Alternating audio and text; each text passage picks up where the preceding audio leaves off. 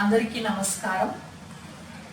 ఈరోజు మనము మన ఆందోళన అనే సైకో ఎడ్యుకేషన్ సిరీస్లో మనము రెండో భాగంలో ఈరోజు మనము భయాలు, ఫోబియాస్ అంటాము.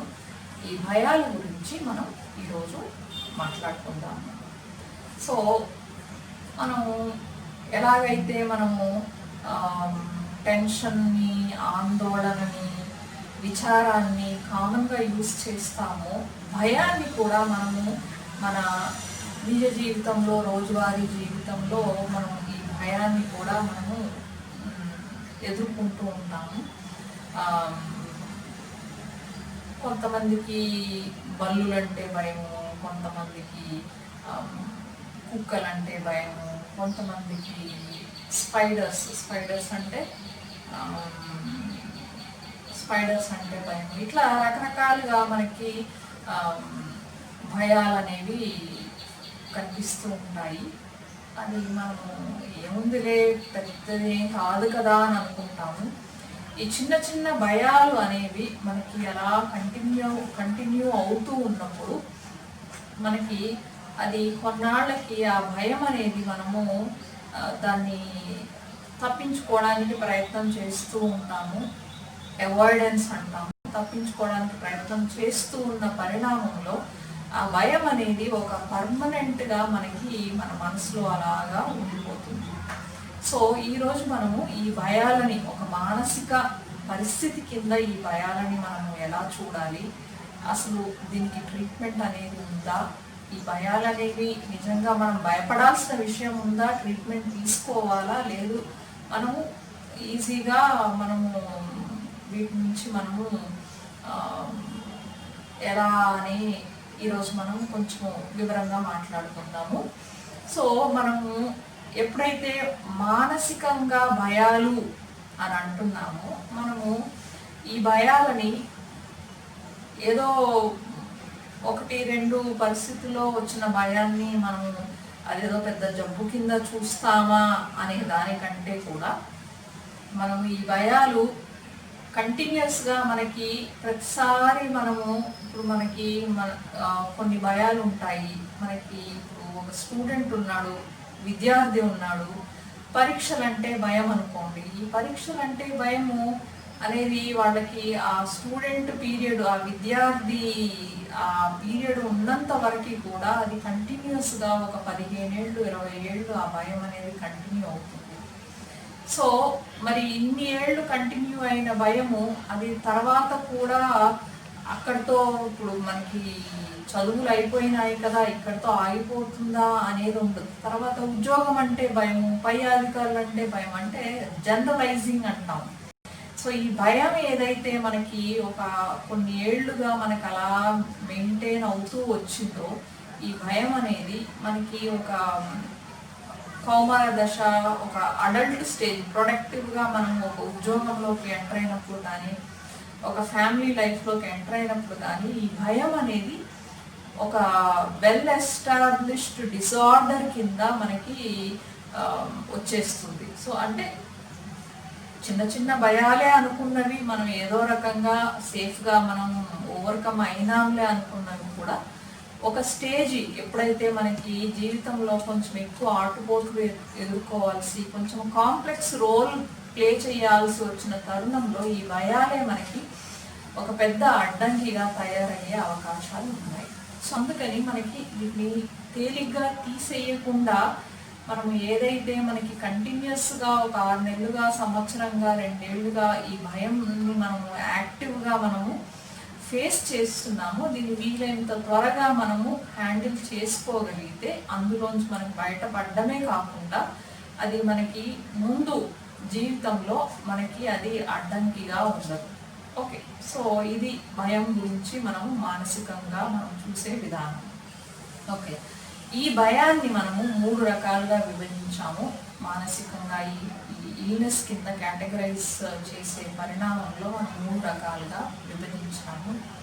సింపుల్ భయాలు అంటే ఏదో ఒక విషయం మీద మాత్రమే మనకి భయం ఉండడాన్ని సింపుల్ భయాలు అంటాము.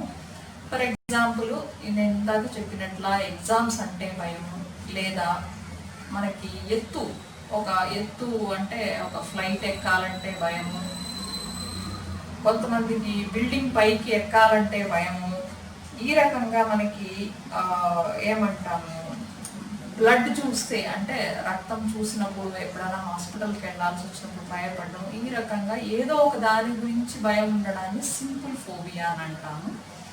రెండో రకమైన భయము సోషల్ ఫోబియా, అంటే నలుగురిలో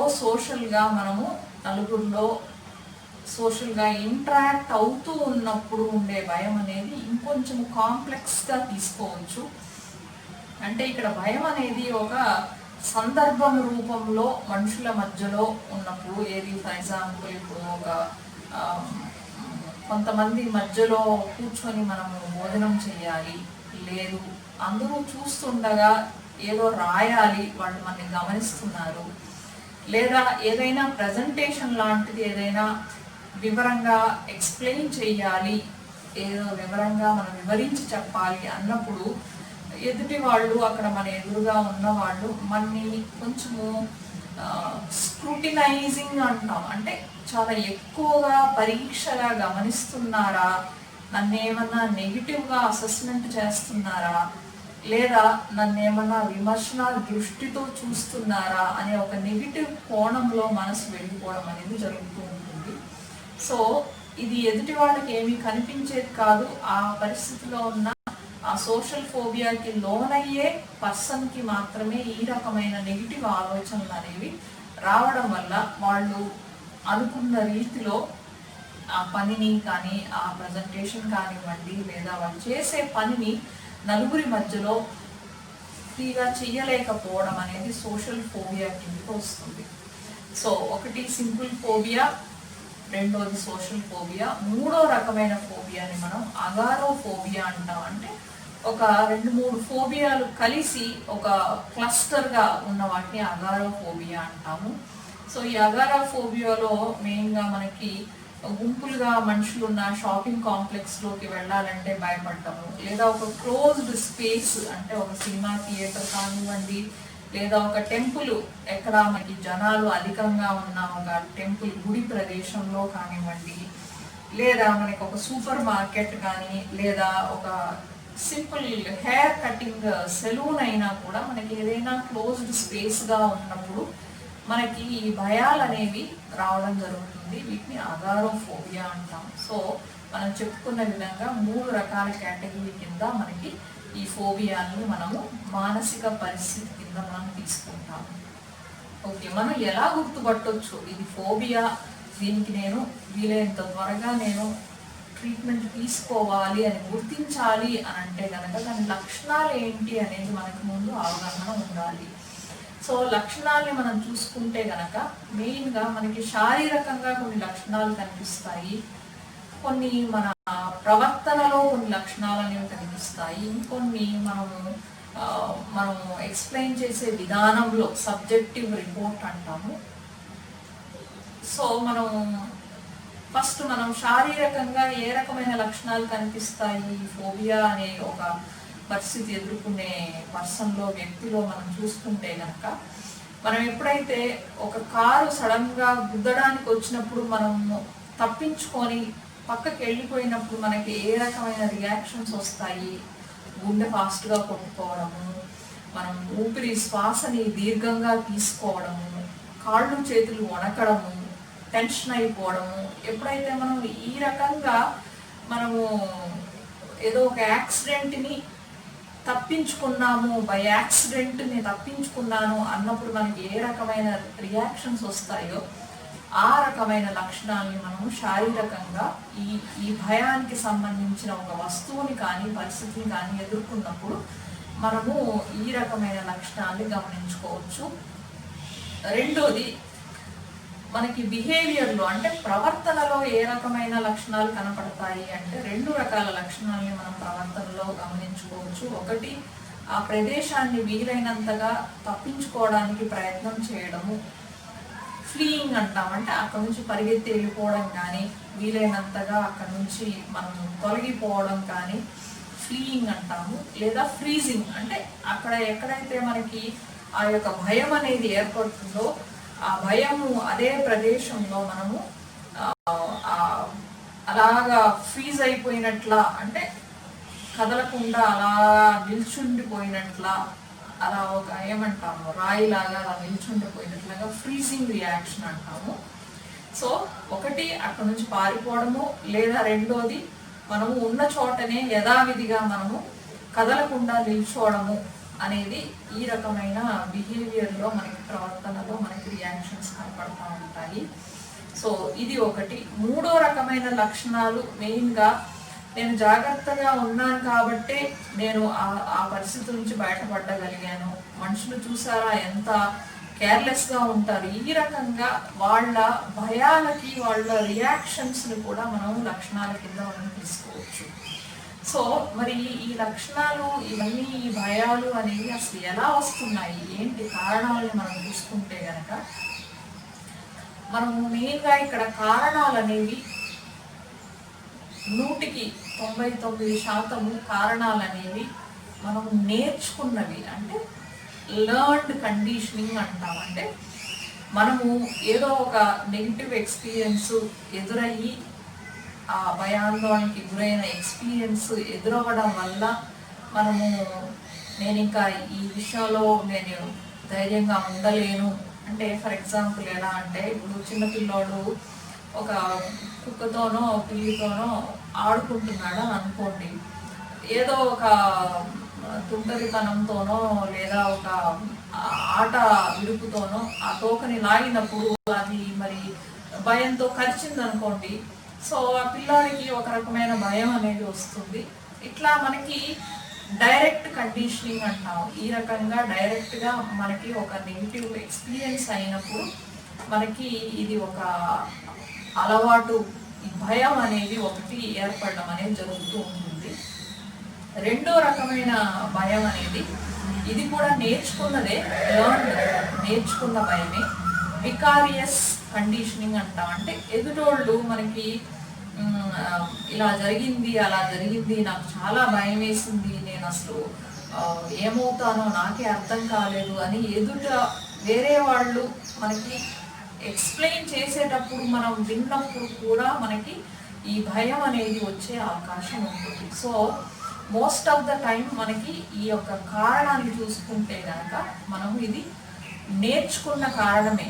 నేర్చుకోవడము అంటే మనము లర్నింగ్ బిహేవియర్ అంటాము. ఒక కండిషనింగ్ ద్వారా మన బాడీ అనేది ఆ రియాక్షన్స్ మొదటిసారి మనం ఈ యొక్క పరిస్థితిని ఎదుర్కొన్నప్పుడు మనం జరిగిన రియాక్షన్స్ అనేవి మనకి ఒక కండిషనింగ్ లాగా మనకి మనసులో అలా బలంగా నాటుకోవడం వల్ల ఈ భయాలు అనేవి ఏర్పడతాయి. సో మరి ఈ భయాలు 1-2 సార్లతోనే మనకి భయం వచ్చేస్తుందా? లేదు. మనం ఈ భయాల్ని కంటిన్యూస్గా మనం వీటిని మనము ఒక రక్షణ కవచంలో సేఫ్టీ బిహేవియర్ లాగా ఈ భయాలని మనము ఫేస్ చేయకుండా, ఎదుర్కోకుండా వాటిని అవాయిడ్ చేసినప్పుడు మనకి ఈ భయం అనేది, చూడండి నేను ఇప్పుడు ఎదుర్కోకపోవడం వల్లనే నేను ఈరోజు సేఫ్గా ఉన్నాను అంటే వాళ్ళకి ఆ సేఫ్టీ బిహేవియర్ వల్లనే నన్ను నేను ప్రొటెక్ట్ చేసుకోగలిగాను అనేది వాళ్ళు ఎక్స్ప్లెనేషన్ కింద చెప్పడం వల్ల ఆ భయం అనేది అలాగే ఉండిపోతుంది. వాళ్ళకి ఎప్పుడు కూడా ఆ భయాన్ని ఫేస్ చేసి ఈ భయం నాకు ఇప్పుడు లేదు అనే సందర్భాన్ని వాళ్ళు ఆ రకమైన సందర్భాన్ని వాళ్ళు ఎదుర్కోవడానికి ఓపెన్గా ఉండరు. నేను ఇలా సేఫ్గా ఉన్నాను కాబట్టే నేను భయం అనేది నేను ఎదుర్కొంటున్నాను అని అనుకుంటారు. బట్ అప్పటికే వాళ్ళకి ఆ భయం అనేది ఒక అలవాటుగా మారిపోతుంది. అంటే కంటిన్యూస్గా అవాయిడ్ చేయడం వల్ల కూడా నాకు భయం లేదు అని అనుకోవడం అనేది ఒక టెంపరీగా వాళ్ళ మనస్సుని వాళ్ళు ఊరటపరుచుకున్నట్లుగా ఆ రకంగా వాళ్ళు అవాయిడ్ చేస్తూ ఉంటారు. ఓకే, సో ఇది మనకి సేఫ్టీ బిహేవియర్స్ గురించి. చాలా వరకు వీళ్ళు ఈ సేఫ్టీ బిహేవియర్స్, ఈ భయాల గురించి కొంచెం సీక్రెట్గానే ఉంటారు. ప్రతి వాళ్ళకి చెప్పకుండా వాళ్ళు యాక్టివ్గా వీటిని సేఫ్ బిహేవియర్లో ఉండడం వల్ల ఎదుటి వాళ్ళకి తెలియకుండా సీక్రెట్గా మెయింటైన్ చేసుకుంటూ ఉంటారు. సో ఇది మనకి వాళ్ళ ప్రవర్తనలో కనిపించే మార్పులు. ఓకే, ఇప్పుడు మనము ఎలా మరి దీనికి ట్రీట్మెంట్ ఏంటి, ఏ రకంగా మనము దీన్ని మనము కంట్రోల్లోకి తెచ్చుకోవాలి అంటే కనుక మనకి ఈ మెయింటైనింగ్ ఫ్యాక్టర్స్ అంటామంటే ఏంటి, భయం ఉన్న వాళ్ళకి కుటుంబ సభ్యులు కూడా ఏదో హెల్ప్ చేస్తున్నాము అనే ఉద్దేశంలో వాళ్ళు చేయాల్సిన పనులు వీళ్ళు తీసుకొని మా వాడికి భయం కాబట్టి నేను చేస్తున్నాను అని ఒక ఏమంటాము ఏదో హెల్ప్ చేస్తున్న రీతిలో ఉన్నా కానీ అది వాళ్ళు ఎప్పటికీ కూడా ఆ భయంగానే ఉండిపోతుంది, కానీ వాళ్ళంతటా వాళ్ళుగా ఒక పరిస్థితిని ఎదుర్కోవడం అనేది జరగదు. సో ఈ యొక్క మెయింటైనింగ్ ఫ్యాక్టర్ అంటాం. అంటే ఇది చిన్న విషయమే కదా, మా వాళ్ళకి నేను హెల్ప్ చేస్తే ఏమవుతుంది అని అనిపించవచ్చు, కానీ ప్రతిసారి ఆ ఫ్యామిలీ మెంబరు ఆ పర్సన్ ఎదుర్కొనే సమయంలో అవైలబుల్ ఉండి ఉండకపోవచ్చు. అది కాకుండా ఇప్పుడు మనము భయాలనేవి వయసు పెరుగుతున్న కొద్దీ వ్యక్తి ఒక అడల్ట్ స్టేజ్కి వచ్చిన కొద్దీ ఒక్కొక్కసారి ఒంటరిగా ఎదుర్కోవాల్సి రావచ్చు. ప్రతిసారి మన కుటుంబ సభ్యులు పక్కనే ఉండడం అనేది జరగదు. సో ఈ మెయింటైనింగ్ ఫ్యాక్టర్స్ని మనం ఐడెంటిఫై చేయడం ద్వారా ఒకటి మన దగ్గర వాళ్ళు మనకి సహాయం చేయడము, ఒకటి అంటే ఈ ప్రాబ్లమ్ని మెయింటైన్ చేయడానికి వాళ్ళు సహాయం చేస్తున్నారు, పోగొట్టడానికి కాకుండా వాళ్ళకి తెలియకుండానే ఈ ప్రాబ్లం కంటిన్యూ అవ్వడానికి సహాయం చేస్తున్నారు. దీన్ని మనము ఫేస్ చేయాల్సి ఉంటుంది ఒకటి. రెండోది మనకి ఏవైతే మనము అవాయిడ్ చేస్తున్నాము, అవాయిడ్ అంటే ఈ యొక్క సిచ్యువేషన్స్ని మనం యాక్టివ్గా అవసరం లేదులే ఏముంది ఇది ఈ సిచ్యువేషన్ ఈ సందర్భం పెద్ద ఇంపార్టెంట్ కాదులే మనం ఎప్పుడైతే దాన్ని యాక్టివ్గా అవాయిడ్ చేస్తున్నాము, ఇవన్నీ కూడా మనము మెయింటైనింగ్ ఫ్యాక్టర్స్ అంటే ఆ ప్రాబ్లమ్ని కంటిన్యూ అవ్వడానికి ఇవన్నీ దోహదపడుతున్నాయి మనకి. సో వీటిని మనం ముందు తీసేయాల్సి ఉంటుంది. సో ట్రీట్మెంట్లో భాగంగా మనము కౌన్సిలింగ్ విషయానికి వచ్చినట్లయితే మరీ భయాలనేవి మనం ఎక్కువగా ఉన్నప్పుడు కొంతవరకు మనకి మెడికల్గా మనం ట్రీట్మెంట్ తీసుకోవాల్సి రావచ్చు. బట్ భయాలు ఒక మోడరేట్ లెవెల్లో ఉన్నప్పుడు కొంతవరకు మనము day to day life functioning పర్వాలేదు అని అనుకున్నప్పుడు మనకి కౌన్సిలింగ్ అనేది చాలా బాగా పనిచేస్తుంది. ఆ కౌన్సిలింగ్ కూడా మనకి ఒక సైంటిఫిక్ పద్ధతుల ద్వారా CBT టెక్నిక్స్ అంటాము, కాగ్నిటివ్ బిహేవియర్ థెరపీ టెక్నిక్స్ ద్వారా మనకి ఏ రకంగా ఈ యొక్క భయాలని మనం ఫేస్ చేయడం వల్ల ఒక పద్ధతి ప్రకారం గ్రేడెడ్ ఎక్స్పోజర్ థెరపీ అంటాము. ఒక పద్ధతి ప్రకారం ఒక సేఫ్ సిచ్యువేషన్లో మనం ఈ భయాలని మనము రియల్ లైఫ్లో ఫేస్ చేయడం వల్ల ఎలా మనం ఓవర్కమ్ అవ్వాలి అనేది మనకి ట్రీట్మెంట్లో కౌన్సిలింగ్లో భాగంగా మనము నేర్చుకుంటాము. సో కొన్ని భయాలకి మనము డైరెక్ట్గా రియల్ లైఫ్లో చేయలేము. ఫ్లైట్ ఎక్కడం అంటే భయము, లేదా కొన్ని విషయాల్లో మనకి డైరెక్ట్గా మనం ప్రాక్టికల్గా చెయ్యలేనప్పుడు మనము ఇమాజినల్ వేలో అంటే ఊహాజనితమైన కొన్ని సైంటిఫిక్ టెక్నిక్స్ కూడా మనకు ఉంటాయి.